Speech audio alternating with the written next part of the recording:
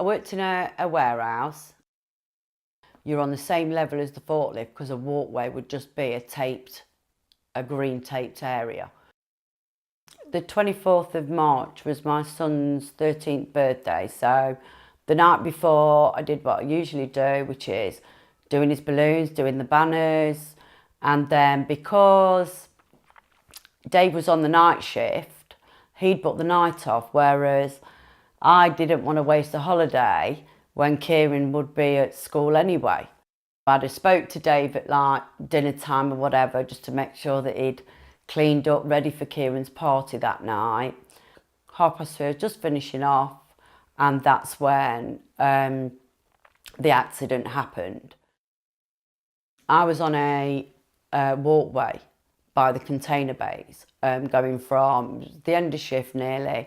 I was going from one part of the warehouse, which was an office, to another part of the warehouse, which was like a partitioned area, because we had to do like a handover for the night shift coming on. And then the next thing I know what happened is a forklift reversed over my leg. I'm presuming that the guy was in a container bay, and then I walked across like that, he's come out, he's reversed. I've then turned, so I'm presuming I heard the beeps of the forklift reversing, and I've turned like that, and that's when he's gone over my leg. I was on the floor, I was screaming at him to get off. He didn't realise at that point that he had run a person over, so he's had to pull forward, and as a result of that, the injuries that I got was, they call it degloving. So basically, because he took the skin and fat that way, and then he had to drive back off me, the skin and fat was hanging at the back here. All of it had come away. My work colleagues, they pretended that I'd dislocated my knee. They took my glasses off me, and every time I tried to sit up, they'd make me lie back down at an angle so I couldn't see anything. And I think that had I gone into hospital knowing that I was going to lose my leg, I think I probably would have gone into a deep depression. Dave had nobody with him, you know, making sure that he's okay. And obviously he's the one that then had to ring my mum, my dad. Oh God, I'm getting upset now.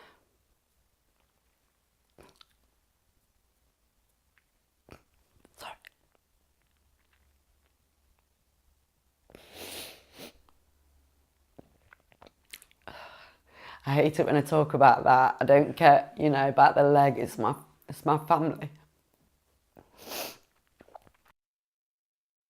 So they took the bandages off and stuff, and it looked absolutely disgusting to the point that after that I couldn't even have a bath by myself. I just felt that there was this disgusting thing attached to me that was part of me but wasn't, if you get what I mean. And I didn't want to be in a room by myself with that. The only way I can describe it is, I called it Freddy Krueger. While I was in hospital, one of the things that I didn't like was, pretty much as soon as I went in there, people were saying, stump this, amputee that, and you're like, calm down, you're not talking to me. You can't be talking to me. I'm not an amputee, you know, and it was straight in that this is what you are. It's like, it's weird, it's like having to fill a form out and you tick one box, then all of a sudden they give you that same form and they're like saying to you, you're ticking the wrong box. You're not able-bodied anymore, you're now disabled. It was hard. When I was at home, you know, we had to join a gym so I could go and have a shower. You know, I'd got no facilities at home. My bed was in my front room, eating in the front room, sleeping in the front room. It never crossed my mind to ever commit suicide, but I did go through a dark period where I would say to my parents that I wish he'd have killed me.